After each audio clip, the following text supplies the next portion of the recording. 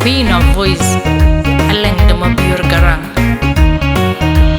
Wisdom Records. Jangu jangi muka ya win midalamia, jangkana baya kiwet kubetau. Jangu jangi maya ya win midalamia, jangkana baya kiwet kubetau. Anjanong jangu tono gunam ton chelui ninandal, tona wan nung diak tona wan ichan, tona wan penjual, tona wan tona unum ton chelui ninandal tona wan nung diak tona wan ichan tona wan penjual tona wan monaling atwenger piwa charan ye woi pen ni cheke rana pen chieng gatung nam kuyen yalla tweng bai ting ma chara charan ye woi pen woi de rana pen woi gatung nam kuyen yalla tweng bai ke dunia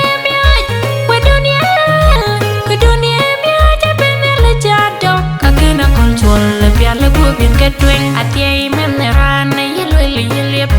atiai men jang yelwele yelep teleke tir ka yemeli doj ping ke dunia mia jabenele jadok akina kolchwal piala go bin ke tweng en tung kai longi em payumayang maral itie ke wundwan e doi labi em payumayang maral itie ke Labi, wangi amayin pena gocha parwa du tu che sang amayin abeng unum me munyan cita real be winde nyan de tuyang chang parwa ide munyaluel de ngawal nyan padol ding bana wol chan kibiete tinyan de udang hore chan maselum alwel wen pio yen yaran ting mencar numi tik ting mayar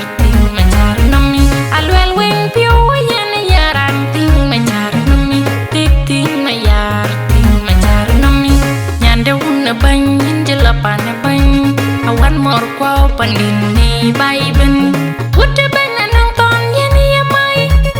wude ben anang ton yani cheng junub kama jeton jol mor kwao junub kama jeton jol mor kwao pandaga cheng ton jol mor kwao awan yelit piat tapi awan yelit piat awan yelit piat tapi awan yelit piat mor kwao yelit piat tapi awan yelit piat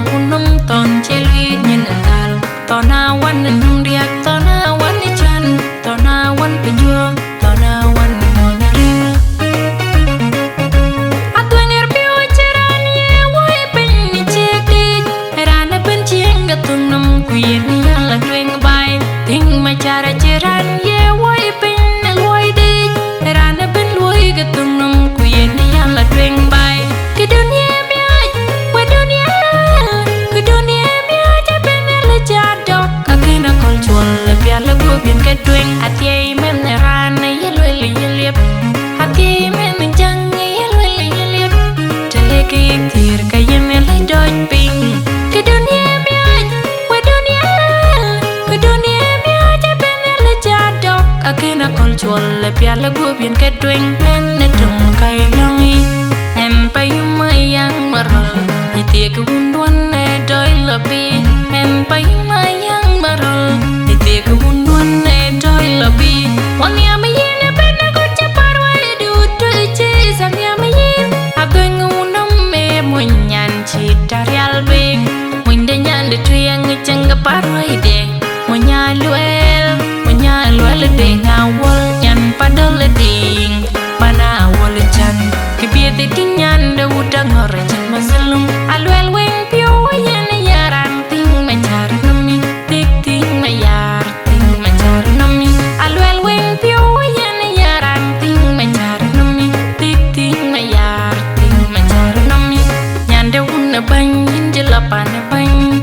pan mor kwao pandini bay ben Uta ben nang ton yen ye mai Uta ben nang ton yen ye cheng Junub kama je ton chol mor kwao Junub kama je ton chol mor kwao Pandaga cheng ton chol mor kwao Awan ye lit piat tapit awan ye lit piat Awan ye lit piat tapit awan ye lit piat Mor kwao ye lit piat tapit awan ye lit piat